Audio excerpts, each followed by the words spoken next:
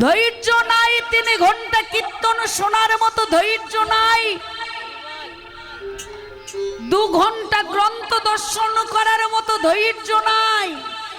ভগবানকে ডাকবো কখন? ডাকার মতো সময়ও নাই। কিন্তু কৃষ্ণ প্রাণধিকার রমণী সেই বিরাজার সুন্দরী আজকে গোবিন্দকে ভালোবেসে গোবিন্দকে ডাকছেন। গোবিন্দ ভক্তিরই মনোবাসনা পূর্ণ করতে আর থাকতে পারলেন না। তিনি চলেছেন সেই বিরাজার কুঞ্জে। আপনারা শুনেছেন বৃন্দাবনে যায় সবাই, যাই না বাবা? দ্বারকাপুরী আমরা নেটের মাধ্যমে দেখছি জলের মধ্যে লুকায়িত, কিন্তু বিরাজার কুঞ্জটা কোথায়? কি বিরাজার কুঞ্জে কেউ গেছেন? হ্যাঁ, দ্বারকা থেকে, দ্বারকাপুরী থেকে 18 দিনের পথ হলো বিরাজার কুঞ্জ। সেখানে এখনো পর্যন্ত কোনো গাড়ি চলে না। 18 দিনে জঙ্গলের মধ্য দিয়ে যেতে হয় সেই বিরাজার কুঞ্জ।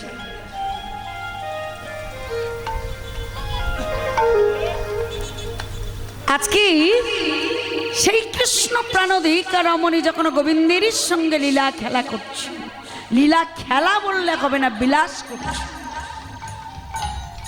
খেলা করে কারা? খেলা কারা করে? খেলা যারা খেলি এই জগৎ মাঝারে আমাদেরই মতো নরধাম জীব আমরা করি খেলা, ভগবানে যা করে লীলা।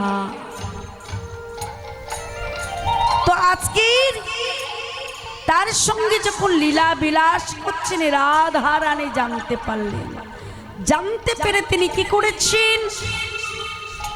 তিনি সঙ্গে সঙ্গে ছুটে চললেন ওই দ্বারকা, আহা ওই বিরাজার কুঞ্জে।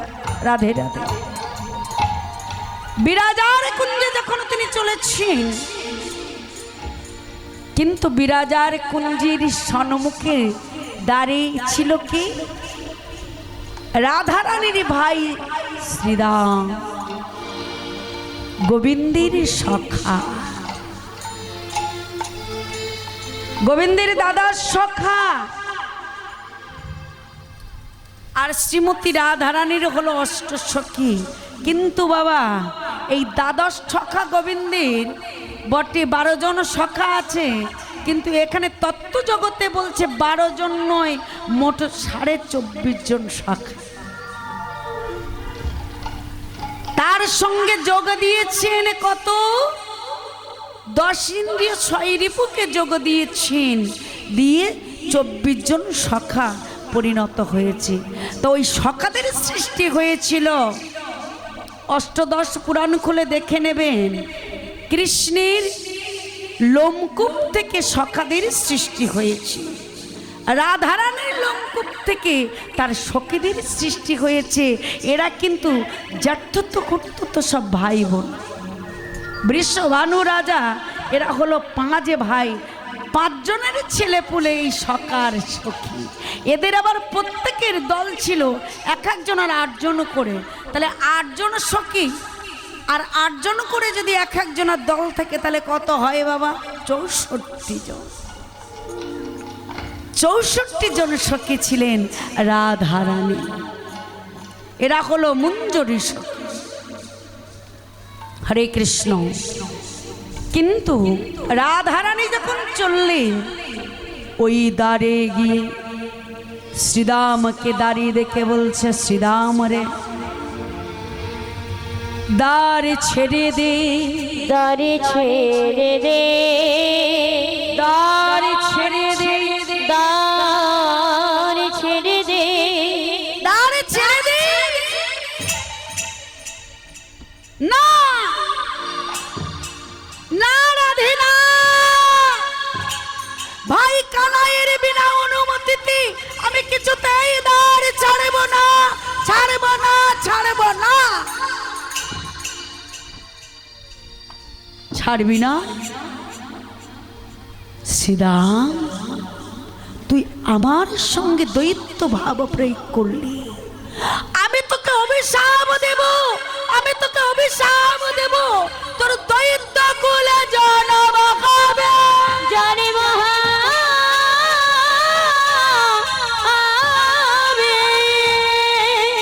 তোর দৈত্য কুলে জন্ম হবে, তোর নাম হবে শঙ্খচূড়। শ্রীরামকে দেখে দেব রাধি, তুমি যেমন আমায় অভিশাপ দিলে, অভিশাপ দিলে আমিও তোমায় অভিশাপ দেব, অভিশাপ দেব।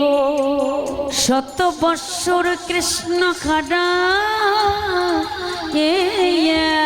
হরা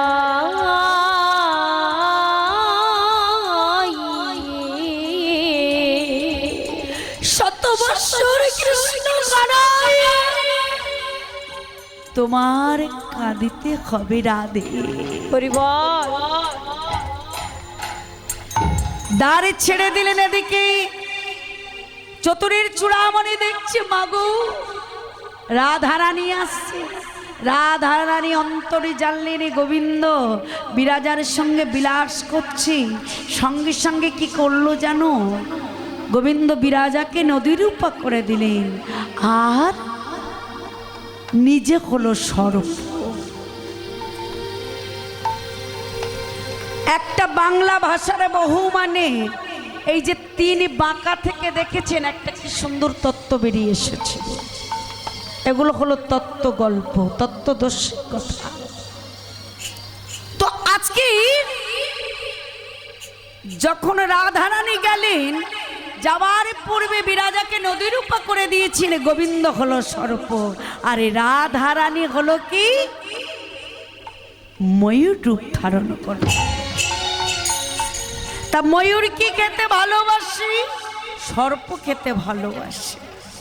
আজকে যখন গোবিন্দকে ধরতে গেছেন, গোবিন্দ ত্রিভঙ্গ বাঁকা। রাধে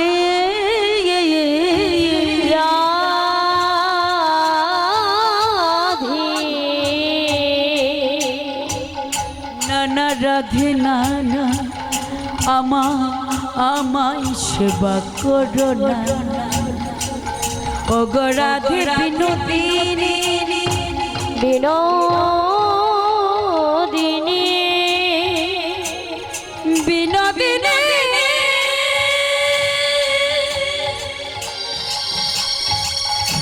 ওগো বিনোদিনী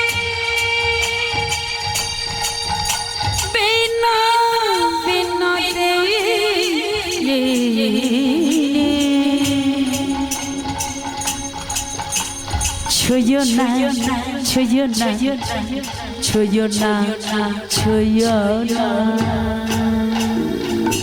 বধূ বধূ, আমার ভয়ে তুমি সর্প হয়েছ। রাধারানী যেই না ধরতে গেলেন, ত্রিভঙ্গ বাঁকা হয়ে দাঁড়িয়েছেন বধূ। রাধারানী বলে উঠলেন, বধূ তুমি আমার ভয়ে সর্প হয়েছ। কিন্তু বিরাজা, আমার বধূর অঙ্গ আমি ছাড়া কেউ স্পর্শ করি না। তুই যখন আমার বধূকে স্পর্শ করেছিস, আমার বধূকে তুই যখন ছুঁয়েছিস, আমি তোকে অভিশাপ দেব, তোর নদীর রূপ থাকতে হবে।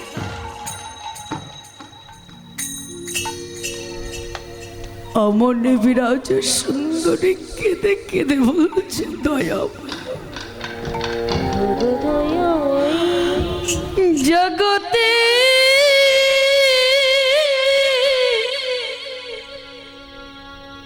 জগতে জগতে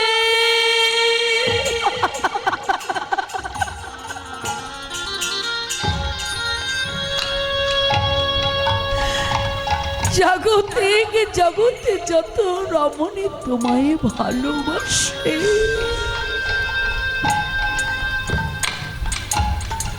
তোমায় ভজন করে, তাদেরকে এমন ভাবে দয়াময় দয়াময় তাদেরকে এমন ভাবে প্রভু প্রভু আহা প্রভু গো তাদের কাঁদেতে কাঁদেতে জনম যায় কাঁদিতে কাঁদিতে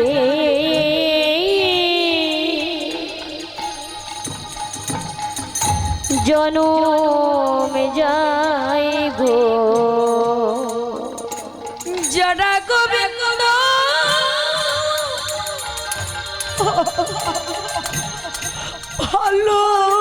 ভালোবাসে তাদের কাঁদিতে কাঁদিতে জনম যায় গো অগা যারা গোবিন্দ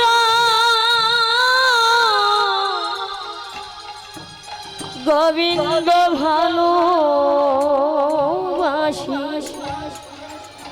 তাদের কাঁদিতে কাঁদিতে জনম যায় গো জগতে যারা গোবিন্দ ভালোবেসেছে বাবা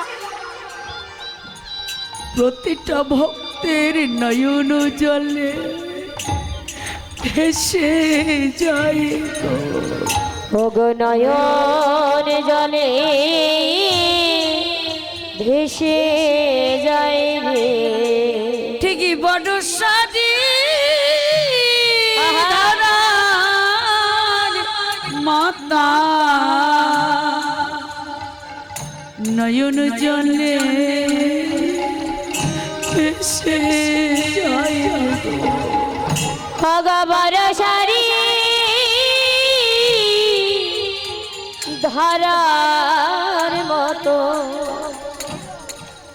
কাঁদিতে কাঁদিতে জনম যায় রে শুধু তা নয় মা তাদেরই নয়ন জলে ভাসে না